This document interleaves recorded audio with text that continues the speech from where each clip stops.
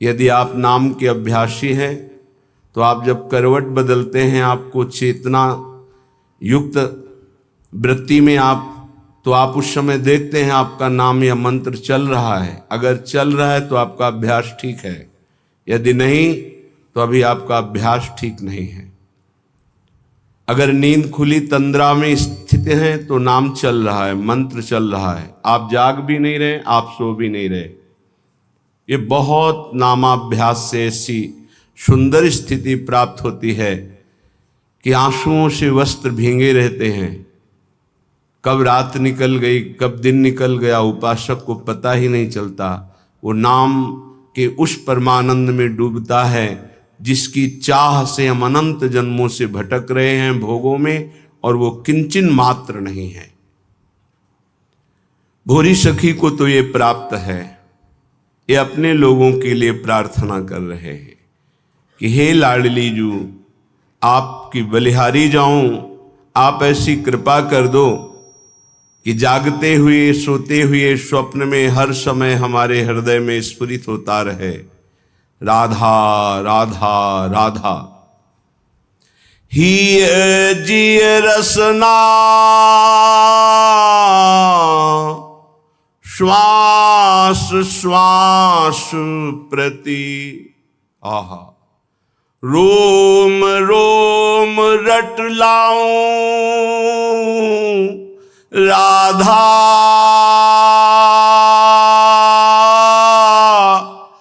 राधा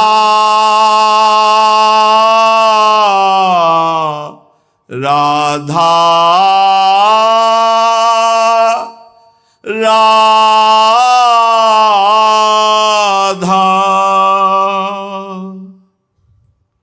हृदय से, दिल से, जिह्वा से, श्वास श्वास से, रोम रोम से, हे किशोरी जू बस मेरे राधा राधा राधा राधा ऐसा निकले। हिय जिय रसना श्वास श्वास प्रति, रोम रोम रट लाऊं जौलों श्वास। ये तभी अभ्यास में आएगा जो एक पद में भोरी सखी जी ने कहा है, श्वास ही नाम नाम ही श्वासा, नाम श्वास को भेद मिटावे, तब रोम रोम और रग रग बोले। जब एक भी श्वास आपकी खाली नहीं जाएगी नाम और मंत्र से, तब आपकी मंत्राकार वृत्ति होती, नामाकार वृत्ति होती है। तब वो जागृत स्वप्न सुषुप्ति स्फुरत में राधा पदाब्ज छटा, वो स्थिति तब आती है। ये बातों से नहीं आती, ये प्रवचन से नहीं आती, ये प्रवचन सुनने से भी नहीं आती, ये अभ्यास से आती है। सुना, मनन किया और सार बात पकड़ के चल दिया तो स्थिति आ जाएगी। कैसी प्रियता है राधा नाम में।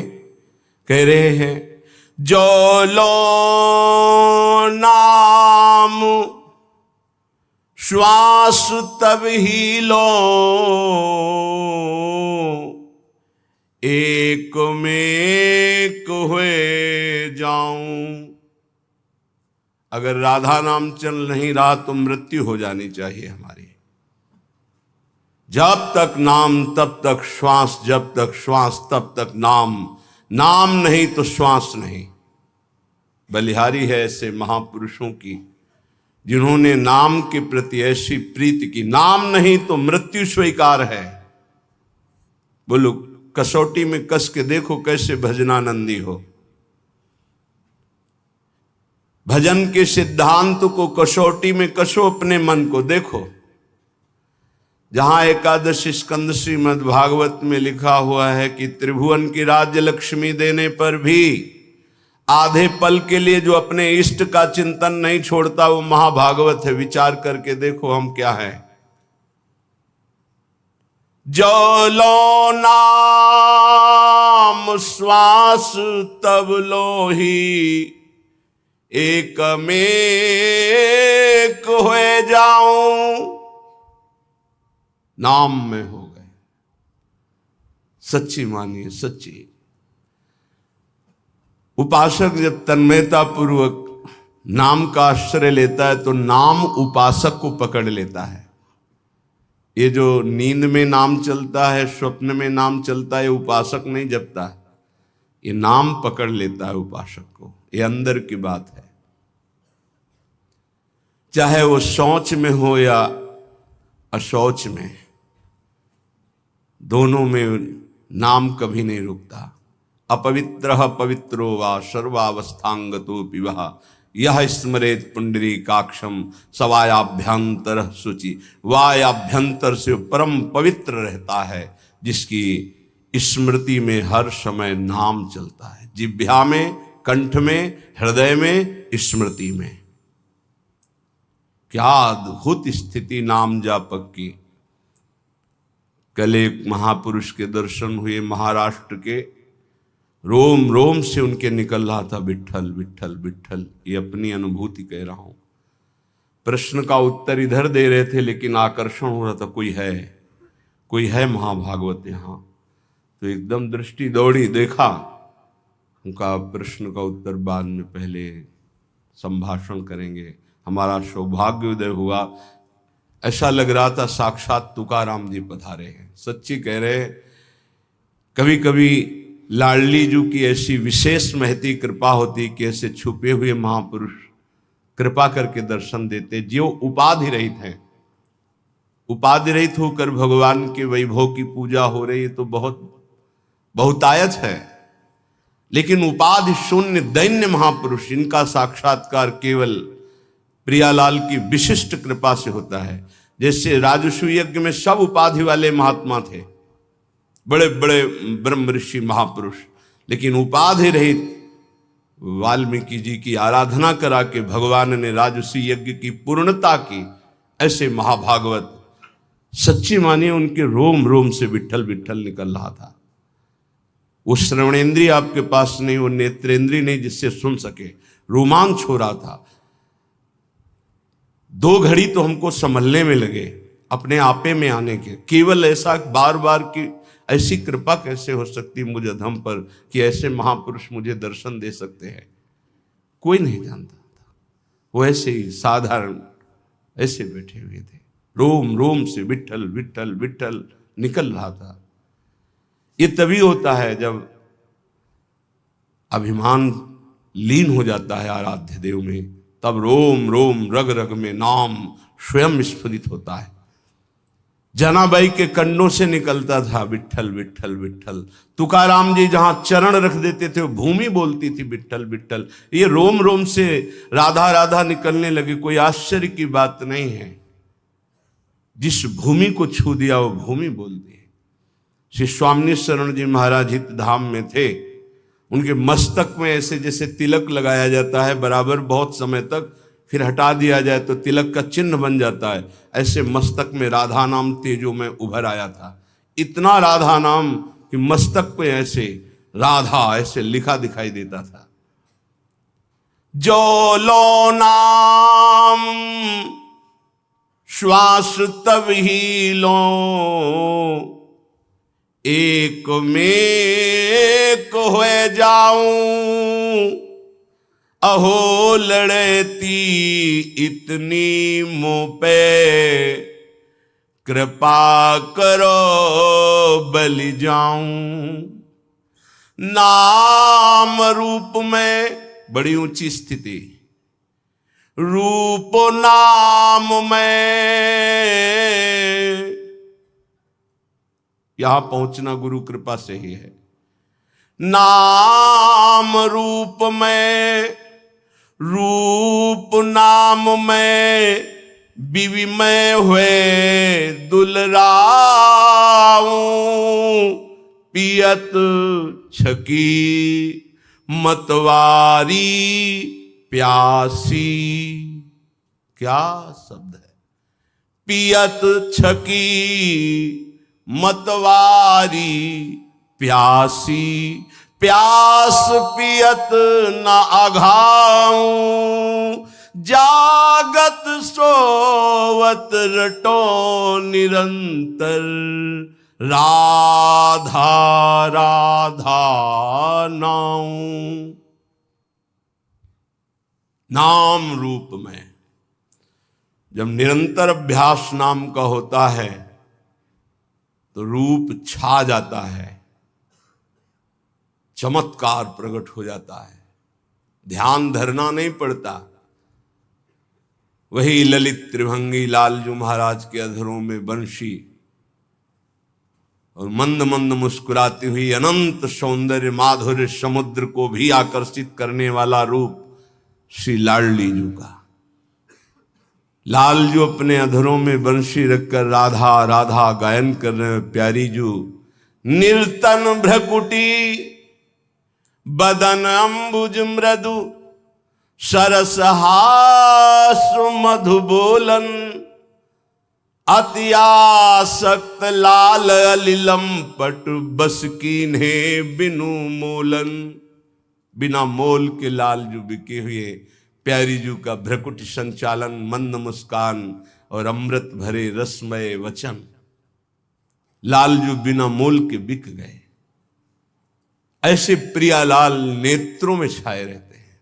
नैनन पिय मूर्ति बसे तेहि रस रहे समाय, यह लक्षण सुनि प्रेम के और न कछु सुहाय। और न कछु सुहाय फिरे अपने रस मातो, कुटुम देह ते जाए छूट सभी विधि नातो। जहां जहां पिय की बात सुने खोजत तिन गैनन। ओ अद्भुत स्थिति मम भक्ति युक्तो भुवनम पुनात। ऐसा महाभागवत भुवन के भुवन को पावन करने की सामर्थ्य रखता है।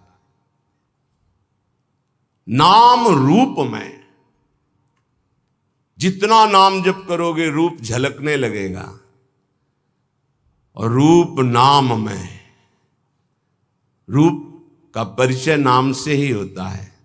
देखिए रूप नाम आधीना, अगर नाम नहीं तो परिचय नहीं मिलेगा। सामने रूप खड़ा हो, ये कौन है, बोले ये अमुक है, नाम परिचय कराता है रूप का। तो रूप नाम में, नाम रूप में बीबी होए दुलराऊं। रूप में डूबा हुआ नाम जप कर रहा है, कभी नाम में एकाग्र बुद्धि करके रूप में डूबा हुआ है। नाम रूप, नाम रूप में, रूप नाम में बीबी में हुए दुलराऊं। पियत छकी मतवारी प्यासी, कैसे कोई समझ पाएगा। पान करके प्रेमामृत का छका हुआ उपासक मस्त है, लेकिन प्यास बढ़ती चली जा रही है राधा नाम की, राधा रूप की, राधा चरणारविंद की सेवा की। और प्यास पियत ना घाऊं, निरंतर पान कर रहे फिर भी तृप्ति नहीं। अरबरात मिलवे को निस दिन मिले ही रहत, मनो कबहु मिले ना। जानी परे नहीं सांझ सवेरो, लाडली मेरी स्वामिनी।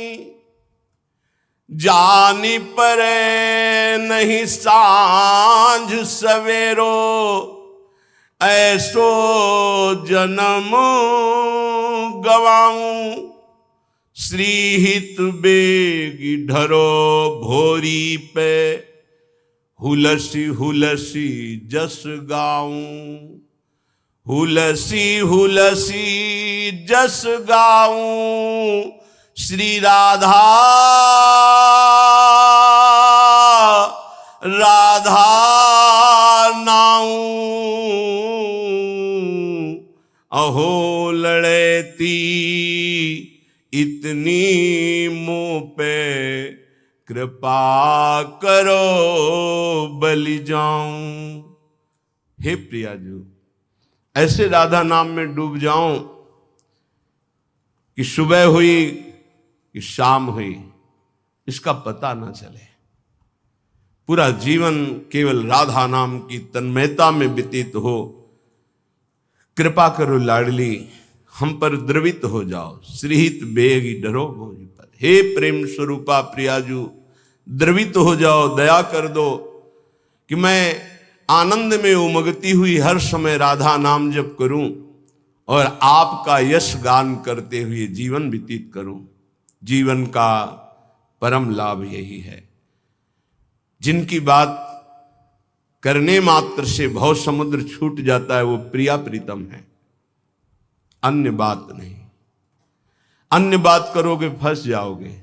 तब सुख हरिवंश गुण नाम रसना रटत, और बहुवचन अति दुखदानी। और कुछ बोले तो दुख में फंस जाओगे, निंदा स्तुति बन जाएगी। एकमात्र प्रिया प्रीतम की बात करो, उनका नाम जप करो, बहुत जोर का प्रेम प्रकाशित हो जाएगा हृदय में। दो ही बातों से, नाम जप और लीला गुण गायन श्रवण, इसी से प्रेम प्रकाशित होता है। श्रीपाद प्रबोधानंद जी महाराज कह रहे हैं, श्रीधाम वृंदावन का यदि आश्रय और वास मिल गया है तो आपको बहुत धैर्यवान बनना होगा। या आप भक्ति के मार्ग में चल रहे हैं तो आपको बहुत धैर्यवान बनना होगा। श्री वस्त्राभरणादिभि करपदाद्युत्कर्त दाहादिभि निंदा संस्तव कोटिभिर्बहु विभूत्यत्यंत दैन्यादिभि जीवान्नेव मृतो यथान विकृतिम प्राप्तः कथंचित क्वचित श्री वृंदावनमाश्रये प्रिय महानंदैक कंदम परम।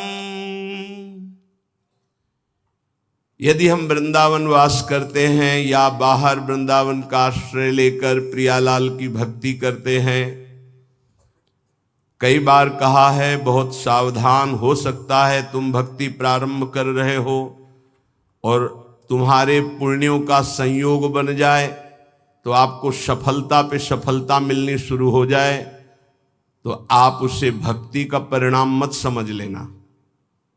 बहुत धैर्यपूर्वक सुनिए, उसको हृदय में उतारिए। और आप भक्ति प्रारंभ किए और आपके पाप का संयोग शुरू हो गया नष्ट होना, तो आपको दुख विपत्ति संकट और असफलता मिलने लगी, तो आप उसे भक्ति का परिणाम मत समझना। ये पूर्वकृत पाप और पुण्य का संयोग है। भक्ति पाप और पुण्य दोनों को समाप्त करके दिव्यानंद की अनुभूति कराती है। इसलिए श्री वस्त्राभरणादि भी, यदि आपको बड़ा वैभव मिल रहा है तो भक्ति का परिणाम नहीं है कि आपकी भक्ति सफल हो गई, बड़ा वैभव मिल रहा है, नहीं, ये पूर्वकृत पुण्य का प्रताप है। वस्त्र भरणादि भी, सुंदर स्वर्णादि आभूषण, बढ़िया वस्त्र, रुपया पैसा, हर व्यवस्था, तो बोले भक्ति की बड़ी कृपा हुई, हम भगवान की भक्ति की, भगवान हमारी भक्ति का फल हमको दे दिया। भूल मत कर लेना, ये भक्ति का फल नहीं है, ये पुण्य का फल है पूर्व जन्म के। या कर पदाद्युत्कर्त दाहादि भी, आग लग गई, एक्सीडेंट हो गया, हाथ पैर टूट गए, संकट आ गया, भारी संपत्ति नष्ट हो गई, तो आप उसे भक्ति से मत जोड़िएगा कि जब से वृंदावन गए भक्ति शुरू की सब चौपट होना शुरू हो गया और चार लोग आपको मिल जाएंगे, देखा ये बड़ी भक्ति करता है इसीलिए ऐसा इसके हुआ। उसको भक्ति से मत जोड़िएगा। जैसे पहला सुख संविधान तुम्हारे पुण्य से आया था, ऐसे दुख, नाना प्रकार की विपत्तियां, संकट, ये पूर्वकृत पाप से आता है। जैसे उदाहरण में पूज्य राधा बाबा बाल्यावस्था से भगवान के मार्ग के अनुयायी, बहुत कट्टर शास्त्रीय सिद्धांत का पालन करने वाले, जहां स्वप्न में भी पाप नहीं हो सकता, ऐसे महापुरुष। जिस समय त्रिपुर सुंदरी भगवती की आराधना का दृढ़ संकल्प लेकर साधना में लगे, खड़ाऊं फिसल गई स्नान और अंग टूट गया। और नियम था कि कोई भी औषधि किसी भी पैथिक की नहीं लेनी, चाहे वो आयुर्वेदिक हो, होम्योपैथिक हो, एलोपैथिक हो, कोई पैथिक नहीं। कितना भीषण कष्ट, बांस की पट्टियों से खपाच बांधकर उसको और बैठ गए आराधना में। आराधना नहीं रुकी। क्या? इस उच्च कोटि की अवस्था की स्थिति को प्राप्त महापुरुष के ऐसे साधन में विघ्न, ये पूर्वकृत, उसको वर्तमानकृत नहीं माना जाता। आप लोगों की क्या साधना होगी? बड़े बड़े महापुरुषों में बड़े भयानक रोग देखे गए, ये क्या वर्तमान की भक्ति का फल है? छोटी मोटी आराधना करके कामनाओं की पूर्ति होती, जिन्होंने जीवन को भगवान के चरणों में अर्पित कर दिया, क्या उनमें इतनी सामर्थ्य नहीं कि अपने शरीर को स्वस्थ रख सके? लेकिन शरीर कृत पाप और पुण्य का प्रभाव इस शरीर में जो आ रहा है, कभी ज्ञानी पुरुष, विवेकी पुरुष उसको टालता नहीं है, उसे स्वीकार करता है और अपने भजन के बल से आवागमन से मुक्त होकर भगवान को प्राप्त होता है। इसलिए धैर्यपूर्वक अध्यात्म को समझने की चेष्टा करें। चाहे हमें वस्त्राभूषण आदि खूब श्री वैभव संपत्ति मिल जाए और चाहे हमारे अंग भंग हो जाए, सब संपत्ति नष्ट हो जाए, निंदा संस्तो कोटिभीर, चाहे कोई हमारी बड़ाई करे कि भाई बहुत कृपा पात्र हैं, भगवान का भजन करते हैं, और चाहे कोटि निंदा, कोई करोड़ों प्रकार से हमारी निंदा करे, बहु विभूत्यंत दैन्यादि भी, चाहे बड़ी विभूतियां एकत्रित हो जाएं या बिल्कुल सब नष्ट हो जाए, तो भी हम अपने प्रभु की भक्ति छोड़ने वाले नहीं। ऐसा धैर्यवान परमार्थ पे चल सकता है। देखो, विचार करके देखो, अध्यात्म किसे कहते हैं? नाटक को अध्यात्म नहीं कहते, पाखंड दंभ को अध्यात्म नहीं कहते। ये अध्यात्म बड़ो ही कठिन है, भजन ढिग ढरिबो। ये शूरवीर का कार्य है कि कदम आगे बढ़ेगा, चाहे जितना अस्त्र संचालन हो। जीवन नेव मृतो यथान विकृतिम प्राप्ता कथनचित क्वचित, जीवित रहूं या मर जाऊं, कदम पीछे नहीं हटेंगे। ये उन बहादुरों का मार्ग है परमार्थ, कायरों का मार्ग नहीं कि काम क्रोध मारा थप्पड़ और फैल के गिर गए, कंठी अलग, माला अलग, तिलक अलग। ये उनका कार्य नहीं है, उन सूरवीरों का कार्य है। आगे की पंक्ति में, जीवन नेव मृतो यथा न विकृतिम, जीवित रहूं या मर जाऊं इसकी कोई परवाह न विकृतिम, अपनी भक्ति में विकृति नहीं आने दूंगा, अपने भगवत मार्ग में मैं कभी कमी नहीं आने दूंगा। नियम लो, यह है भक्ति का स्वरूप। तब अजित भगवान को जीता जाता है। ये खिलवाड़ का मार्ग नहीं है। प्राप्ता कथनचित क्वचित, कोई भी विकार आकर के कहीं भी निपट सकता है। यह है गुरु का चेला, दूसरा कोई नहीं है। जैसे पहलवान गुरु अपने चेले को जहां देखता है कि कमजोर है, वहीं पीट पीट के फिर वो अखाड़े पे खड़ा करता है, अंगुली घुमाता है। ऐसे कोई भी लड़ सकता है। ऐसे ही यहां क्वचित कथनचित, कहीं भी कोई भी मेरे प्राण ले लो, लेकिन मैं भक्ति का मार्ग नहीं छोड़ सकता। चाहे वैभव आवे, चाहे नष्ट हो जाए, चाहे शरीर रहे या नष्ट हो जाए, यश हो या अपयश हो, इसकी कोई परवाह नहीं। जीवन नेव मृतो यथान विकृतिम प्राप्ता कथनचित क्वचित, मरूं या जीऊं इसकी अब कोई परवाह नहीं। ऐसा ही उपासक विजय प्राप्त करता है इस माया पर। नहीं तो बहुत लुभावना और भयावना दोनों प्रकार का आकर्षण माया देती है। शूरवीर टिकता है नहीं, मृत्यु वरण, लेकिन भगवान को नहीं छोड़ सकता। महात्मा बुद्ध जी जब ब्रह्मबोध करने के लिए घर से निकले, एक वृक्ष के नीचे बैठ गए और संकल्प किया कि शरीर का मांस गलित हो जाए, हड्डियां टूट जाएं, प्राण निकल जाएं, पर जब तक ब्रह्म साक्षात्कार नहीं होगा तब तक आसन से नहीं उठूंगा। और ब्रह्म बोध करके ही आसन से उठे, इसीलिए उसे बोध वृक्ष कहा गया। वही चित्र और वही श्लोक उड़िया बाबा अपने डायरी में रखते थे। सदैव सामने। ऐसे जीवन में 2 श्लोक सामने सदैव रखा अपने दिमाग में। मात्रा स्पर्शास्तु कौन्तेय शीतोष्ण सुख दुखदा आगमा पायनो अनित्यास्तास्ति क्षस्व भारत यम ही न व्यथ्यन्ते ते पुरुषम पुरुषर्षभ सम दुखा सुखाधीरम स्वमृतत्वाय कल्पते। जब कभी कोई भी विपत्ति, संकट, गर्मी, सर्दी, भूख, प्यास, ये 2 श्लोक का निरंतर सामने से भगवान कह रहे, जगत गुरु कह रहे, यम ही न व्यथ्यन्ते ते, व्यथित मत हो, शांत मंत्र में लग, अपने इष्ट के चिंतन में लग।